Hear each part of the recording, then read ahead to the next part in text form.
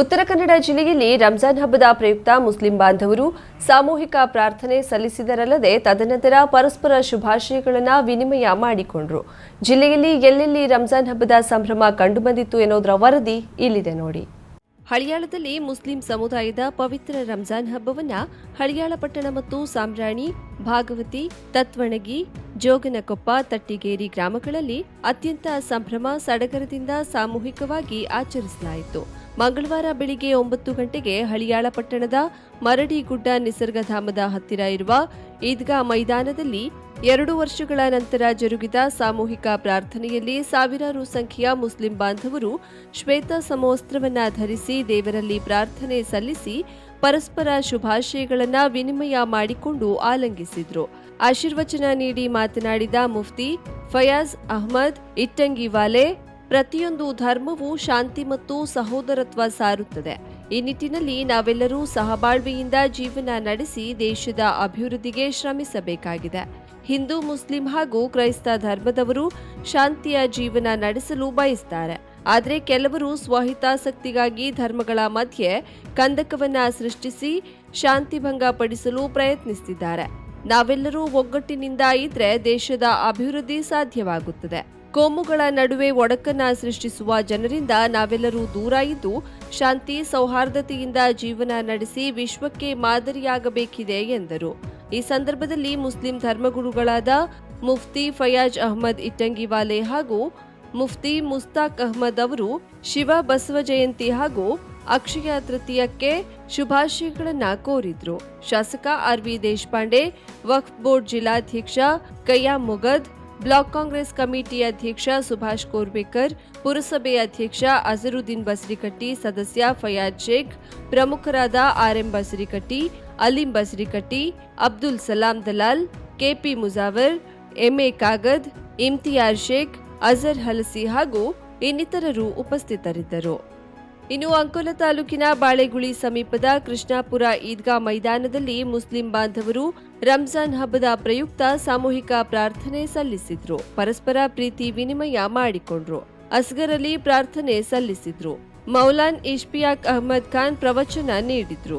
ಅಂಜುಮಾನ್ ಸಂಸ್ಥೆ ಅಂಕೋಲಾ ಸುಸಜ್ಜಿತ ವ್ಯವಸ್ಥೆ ಕಲ್ಪಿಸಿತ್ತು. ಅಂಜುಮಾನ್ ಸಂಸ್ಥೆಗೆ ಅಧ್ಯಕ್ಷ ಮಂಜರ್ ಸೈಯದ್, ಉಪಾಧ್ಯಕ್ಷ ರಿಜ್ವಾನ್ ಮುಲ್ಲಾ, ಅಂಜುಮಾನ್ ಸಂಸ್ಥೆಯ ಪದಾಧಿಕಾರಿಗಳು, ಜಿಲ್ಲಾ ವಕ್ಫ್ ಬೋರ್ಡ್ ಉಪಾಧ್ಯಕ್ಷ ನವಾಜ್ ಶೇಖ್ ಹಾಗೂ ಮೌಲ್ವಿಗಳು, ಊರ ನಾಗರಿಕರು, ಸುನ್ನಿ ಮುಸ್ಲಿಂ ಬಾಂಧವರು ಒಂದೇ ಮೈದಾನದಲ್ಲಿ ಮುಂಜಾನೆ 8 ಗಂಟೆಗೆ ನಮಾಜ್ ನೆರವೇರಿಸಿದ್ರು. ಶಿರ್ಸಿಯಲ್ಲಿ ಮುಸ್ಲಿಂ ಬಾಂಧವರು ಪವಿತ್ರ ರಂಜಾನ್ ಹಬ್ಬವನ್ನು ಶ್ರದ್ಧಾ ಭಕ್ತಿಯಿಂದ ಆಚರಿಸುವುದರ ಮೂಲಕ ಸಂಭ್ರಮಾಚರಣೆ ನಡೆಸಿದ್ರು. ಶಿರ್ಸಿ ನಗರದಲ್ಲಿ ಬೆಳಿಗ್ಗೆ 7 ಗಂಟೆಗೆ ಅಹಲ್ಯ ಹದೀಸ್ ಮುಸ್ಲಿಂ ಬಾಂಧವರು ಸಿಪಿ ಬಜಾರ್ನ ಅಹಲ್ಯ ಹದೀಸ್ ಮಸೀದಿಯ ಅಧ್ಯಕ್ಷ ಅಬೂಜರ್ ಶೇಖ್ ಮುಂದಾಳತ್ವದಲ್ಲಿ ನಗರದ ಅಹಲ್ಯ ಹದೀಸ್ ಜಾಮಿಯಾ ಮಸೀದಿಯಿಂದ ಮೆರವಣಿಗೆಯಲ್ಲಿ ಸಾಗಿದ್ರು. ನಂತರ ಮೆರವಣಿಗೆಯು CP Bazar, Bidki circle, Kamath cross, Mangaluru hotel cross, Kotekere, Hubballi ರಸ್ತೆ, ಎಪಿಎಂಸಿ ಆವರಣದಲ್ಲಿರುವ ಈದ್ಗಾ ಮೈದಾನಕ್ಕೆ ಬೆಳಿಗ್ಗೆ 8 ಗಂಟೆಗೆ ತಲುಪಿ ಸಾಮೂಹಿಕ ಪ್ರಾರ್ಥನೆಯನ್ನ ಮಾಡಿದ್ರು. ಮುಸ್ಲಿಂ ಸಮುದಾಯದ ಸುನ್ನಿ ಪಂಗಡದವರು ಬೆಳಿಗ್ಗೆ 8:30ಕ್ಕೆ ಸುನ್ನಿ ಜಮಾತ್ ಅಧ್ಯಕ್ಷ ಇಕ್ಬಾಲ್ ಬಿಳಗಿ ಮುಂದಾಳತ್ವದಲ್ಲಿ ನಗರದ ಸುಲ್ತಾನಿಯಾ ಮಸೀದಿ ಖಾಜಿಗಲ್ಲಿಯಿಂದ ಮೆರವಣಿಗೆಯಲ್ಲಿ ಹೊರಟು ಶಿವಾಜಿ ಚೌಕ, ಬಿಡ್ಕಿ ವೃತ್ತ, ಸಿಂಪಿಗಲ್ಲಿ, ಬಾರ್ಕೂರ್ ಚೌಕ, ಬಸ್ತಿಗಲ್ಲಿ, ದೇವಿಕೆರೆ, ಅಶ್ವಿನಿ ಸರ್ಕಲ್, ಯಲ್ಲಾಪುರ ರಸ್ತೆ, ಟಿಎಸ್ಎಸ್ ಮಾರ್ಗವಾಗಿ ಹೋಗಿ ಎಪಿಎಂಸಿಯಲ್ಲಿ ಇರುವ ನಮಾಜ್ ಗುಡ್ಡದ ಈದ್ಗಾ ಮೈದಾನದಲ್ಲಿ ಸಾಮೂಹಿಕ ಪ್ರಾರ್ಥನೆ ಸಲ್ಲಿಸಿದ್ರು.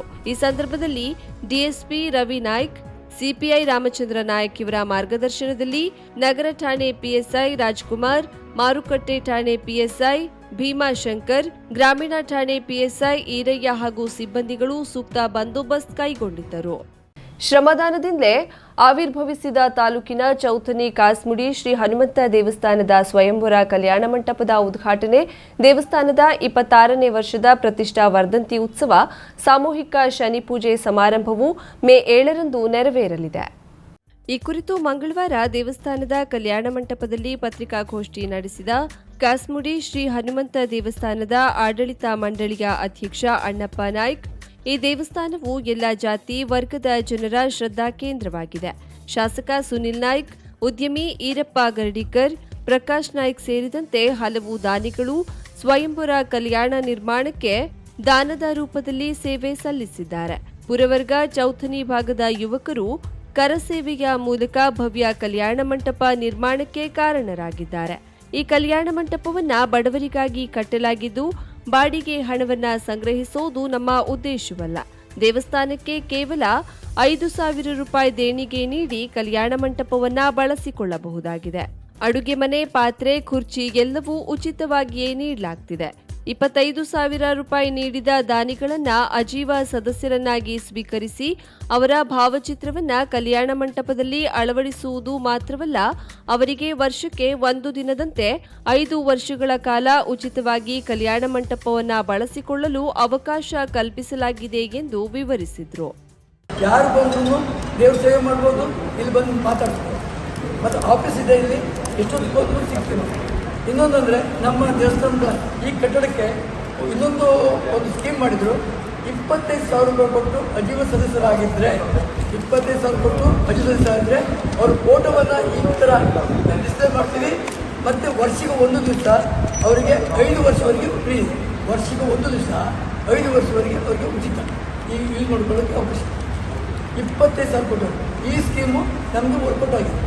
ಯಾರಾದರೂ ದಾನಿಗಳು ಹೆಮ್ಮೆಯಿಂದ ಕೊಟ್ಟೋದಂದರೆ ಇದಕ್ಕಾಗಿ, ಅಂದರೆ ನೀವು ಒಳ್ಳೆ ಕೆಲಸ ಮಾಡಿದ್ರಿ, ಕೊಟ್ಟು ದುಡ್ಡು ಕೊಟ್ಟವ್ರಿಗೆ ಮರೆತೋಗ್ಬಿಡ್ತದೆ ಓಪನಿಂಗ್ ಅಂದರೆ. ನಾವು ಮರೆಯೋದಿಲ್ಲ, ಅವ್ರ ಸ್ಮರಣೆಗೆ ಫೋಟೋ ಇಟ್ಟಿದ್ದೀವಿ, ವರ್ಷ ಹೋಗ್ತಾರೆ. ವರ್ಧಂತಿ ಉತ್ಸವ ಕಾರ್ಯಕ್ರಮದ ಬಗ್ಗೆ ಮಾಹಿತಿ ನೀಡಿದ ಪ್ರಕಾಶ್ ನಾಯ್ಕ್, ಕಾರ್ಯಕ್ರಮದ ಭಾಗವಾಗಿ ಸಾಮೂಹಿಕ ಪಂಚಾಮೃತಾಭಿಷೇಕ, ಮಹಾ ಅನ್ನ ಸಂತರ್ಪಣೆ, ಭಜನಾ ಕುಣಿತ ಸ್ಪರ್ಧೆ, ಅಂತರ್ಜಿಲ್ಲಾ ಮಟ್ಟದ ಭಜನಾ ಕುಣಿತ ಸ್ಪರ್ಧೆ, ಕರಸೇವಕರು ಹಾಗೂ ದಾನಿಗಳಿಗೆ ಅಭಿನಂದನೆ, ಮನರಂಜನಾ ಕಾರ್ಯಕ್ರಮವನ್ನು ಆಯೋಜಿಸಲಾಗಿದೆ ಎಂದು ವಿವರಿಸಿದರು.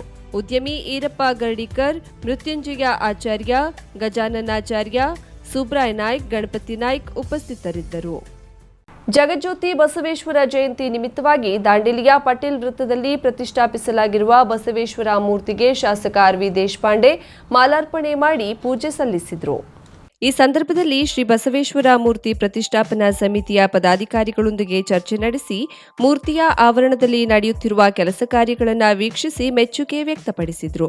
ಈ ಸಂದರ್ಭದಲ್ಲಿ ನಗರಸಭೆ ಅಧ್ಯಕ್ಷೆ ಸರಸ್ವತಿ ರಜಪೂತ್, ಉಪಾಧ್ಯಕ್ಷ ಸಂಜಯ್ ನಂದ್ಯಾಳ್ಕರ್, ನಗರಸಭಾ ಸದಸ್ಯರುಗಳಾದ ಮೋಹನ್ ಹಲ್ವಾಯಿ, ಸುಧಾ ರಾಮಲಿಂಗ ಜಾಧವ್, ತಹಶೀಲ್ದಾರ್ ಶೈಲೇಶ್ ಪರಮಾನಂದ್, ಪೌರಾಯುಕ್ತರಾದ ಆರ್.ಎಸ್. ಪವಾರ್, ನಗರಸಭೆಯ ಅಭಿಯಂತರರಾದ ವಿಎಸ್ ಕುಲಕರ್ಣಿ, ಜಗಜ್ಯೋತಿ ಶ್ರೀ ಬಸವೇಶ್ವರ ಮೂರ್ತಿ ಪ್ರತಿಷ್ಠಾಪನಾ ಸಮಿತಿ ಅಧ್ಯಕ್ಷರಾದ ಯುಎಸ್ ಪಾಟೀಲ್, ಸಮಿತಿಯ ಪ್ರಮುಖರುಗಳಾದ doctor N G Byakod, Ashok Patil, Nanjundappa, Ninganagouda Patil, S M Patil, Basavaraj Kalashetti, doctor Shekhar Hanchinalmath, Gopal Singh Rajput, Channabasappa Murugod, Chetan Kumar Math, doctor A N Patil, Shivabasavappa Naregal, Mahantesh Badami, block Congress ಉಪಾಧ್ಯಕ್ಷ ವಿಆರ್ ಹೆಗಡೆ, ಕಾಂಗ್ರೆಸ್ ಜಿಲ್ಲಾ ವಕ್ತಾರ ಆರ್ಪಿ ನಾಯ್ಕ್, ಕಾಂಗ್ರೆಸ್ ಮುಖಂಡರುಗಳಾದ ತಸವರ್ ಸೌದಾಗರ್, ಎಂಬಿ ಅಪ್ಪನ್ನಗೌಡರ್, ಪ್ರತಾಪ್ ಸಿಂಗ್ ರಜಪೂತ್, ರಫೀಖಾನ್ ಗಾಂಧಿನಗರ ಮೊದಲಾದವರು ಉಪಸ್ಥಿತರಿದ್ದರು.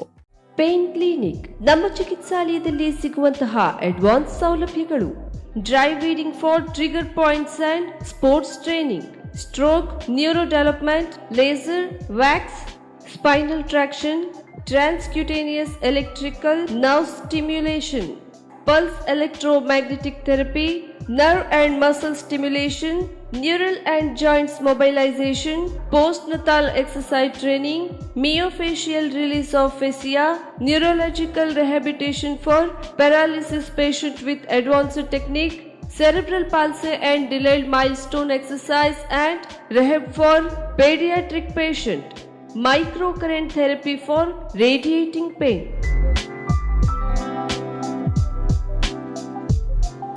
Home physiotherapy, treatment condition, cervical and lumbar spondylosis, radiating, joint pain management, trapeziepis, cervicogenic, headache, vertigo, carpal tunnel syndrome, tennis elbow, golfer's elbow, low back pain, IVDP, orthoarthritis, frozen shoulder, heel pain, stroke and cerebral palsy rehabilitation, sports injury, ligament injury rehabilitation, strain, sprain, soft tissue injury, post-traumatic stiffness, Bell's palsy, post-COVID rehabilitation.